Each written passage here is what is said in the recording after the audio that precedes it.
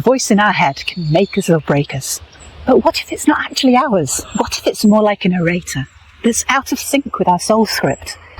In this video, we're going to look at 5 simple ways to help shift that voice and gently return to the script that we were born to live. No revisions were ever required, because our current narrator is just echoing old edits that were handed to us by people who were never meant to write our story. From the day we're born, we're shaped by outside voices.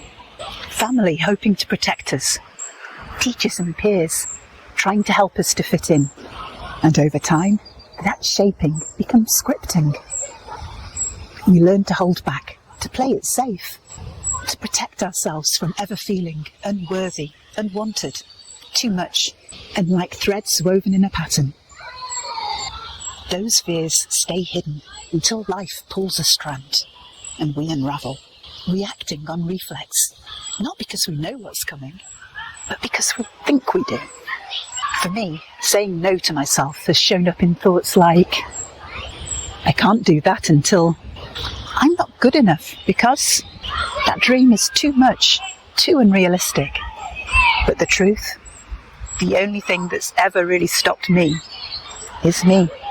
It can be surprisingly revealing when we stop and listen to how we speak to ourselves. What's the tone? Is it sharp, sneering, bossy? Would you let someone speak to your best friend like that? And what about the words we toss around? Always, never, nobody, everyone. Life isn't usually that absolute. And those words, they're red flags. We say things like, I'm just not someone who, I should, I have to, I can't. But if it was someone else that were talking, we'd probably step in with words like yet. You're learning. For now. Pausing and adjusting our tone is a powerful shift. And at the very least, we owe ourselves some politeness. Why not play with voices we love? Rich, resonant tones, filled with words we enjoy hearing. It's the kind of language that makes the mind lean in. For me, I've learned to catch a few of those red flag phrases. You can't, you'll never. And I instinctively add, yet, unless, until. It's my mind. I choose the script. Sometimes our inner voice is particularly loud or heavy, and we can't argue with it, but we can shift the track. Look for the little signs, the simple things that lift you. A robin on a fence, a pair of magpies, a blue sky, the sparkle on water. A scent that reminds you of home, the taste of something comforting, the sound of a lyric that you love, the feel of fur under your fingers. They're small things, but they can jump the needle onto a better track. For me, it's often nature. 2 magpies make me think of Joy, and a robin, I always think of my grandma's. A dandelion seed feels like a wish, and old song lyrics, they take me right back to parties, holidays, people that I love. These signs are more than just distractions. They're signs of life, gentle proof that joy still exists. Sometimes just being in the right place can soften your inner voice. Pay attention to the spaces that help you to breathe more deeply. A comfy chair, a quiet window, a favourite path, a particular light. Let those places become part of your rhythm, even if it's just for a moment. They're not escapes, they're rebalancing points. For me, it's often water, a river, a sea, a lake. But it can also be small things, like curling up in a beanbag as a child, or enjoying a hot drink somewhere quiet when I'm away from home.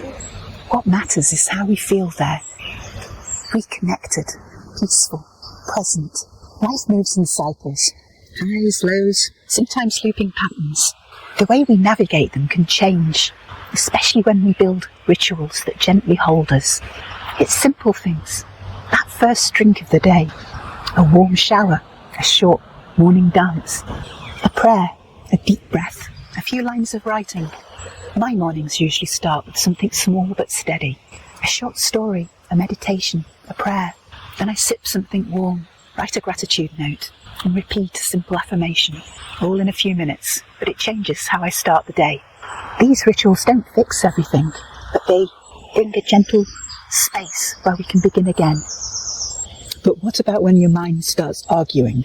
What if? Remember what happened last time? You're not ready. You don't have to engage. that you can respond. I call these counter-strikes. Maybe it's a mental phrase. That was then, now I've moved on. I release you and keep only the lesson. Maybe it's a small action that interrupts the spiral. A physical reset, a breath, a change of focus. The past can't be changed, but it can be understood. And the hard experiences, they've often given us the tools that we now use to rise. Someone once shared this with me. I bless every aspect of my past, and I celebrate the contribution it's made to who I am. Over time, the words I release have become more powerful for me. It means more than just letting go. It means not allowing the past to perch in my mind any longer. I flick it away and move on. When you bring all these pieces together, words, symbols, places, rituals, counter-strikes, what you're really doing is nourishing yourself in small, sustainable ways. Tiny boosts, low effort, high impact. What I called vitamin U, nourishment for your inner world. If you'd like to keep going, I've made a single-page PDF. It's called the Inner Voice Reset. It's gentle, simple, and yours to keep. Pick a piece each day and let the others wait their turn. That's more than enough.